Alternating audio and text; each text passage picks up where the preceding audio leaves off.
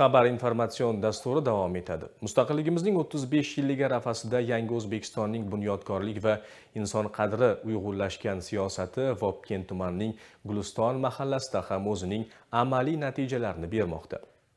Mahalla aholisi amalga oshirilayotgan keng ko'lamli islohotlar samarasini o'z hayotida yaqqol his etmoqda. Yangi O'zbekiston qiyofasidagi mahalla dasturi doirasida Guliston mahallasini zamonaviy infratuzilma bilan ta'minlash maqsadida 2026-yilda jami 5 milliard so'm mablag' ajratildi. Ma'lumot o'rnida mazkur mablag'lar hisobidan mahallada 3,2 kilometr ichki yo'llar asfaltlashtirilib, 1,2 kilometr elektr tarmoqlari tortiladi. 30 ta beton tayanch ustuni o'rnatiladi. 50 ta zamonaviy ko'cha yoritish chiroqlari o'rnatilishi ko'zda tutilgan. Shuningdek, 2 ta yangi transformator ishga tushiriladi. 3 kilometr ariqlar betonlashtiriladi. 2 ta workout va bolalar sport maydonchasi barpo etiladi. Dam olish maskanlari va o'rindiqlar tashkil etiladi.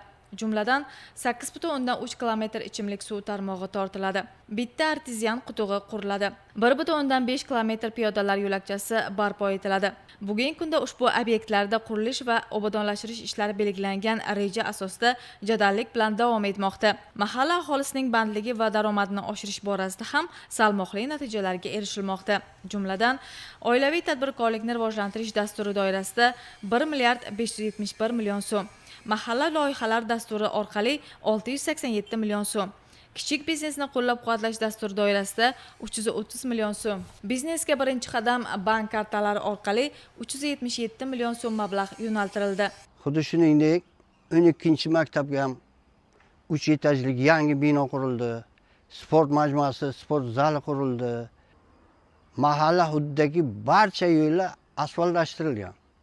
Yangi O'zbekiston qiyofasini butun islohotlarni olib borayotgan siyosatini, olib borayotgan ishlarini aholimiz, yoshlar, nuroniylar hamma xursandchilik bilan kutib olyapti.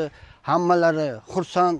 Bugun Guliston mahallasida amalga oshirilayotgan har bir loyiha, bunyod etilayotgan har bir inshoot va yaratilayotgan har bir qulaylik inson qadri ustuvor bo'lgan Yangi O'zbekiston siyosatining amaliy ifodasidir.